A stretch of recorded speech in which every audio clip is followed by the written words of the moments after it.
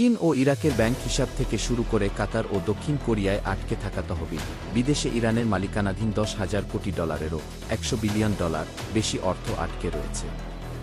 আর Trump প্রশাসনের সঙ্গে আলোচনায় এই অর্থ ফিরে পাওয়া তেহরানের অন্যতম প্রধান দাবি হিসেবে সামনে এসেছে।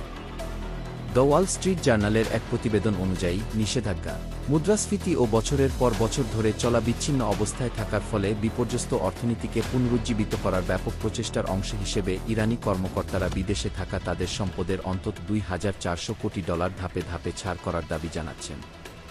তেহরানের দাবি, বিদেশে তাদের $10,000 কোটিরও বেশি অর্থ আটকে রয়েছে।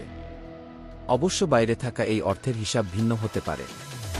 যুক্তরাষ্ট্রের সঙ্গে ইরানের যুদ্ধবিরতির প্রাথমিক চুক্তি স্বাক্ষরের এই সময় বিষয়টি আরও জরুরি হয়ে উঠেছে।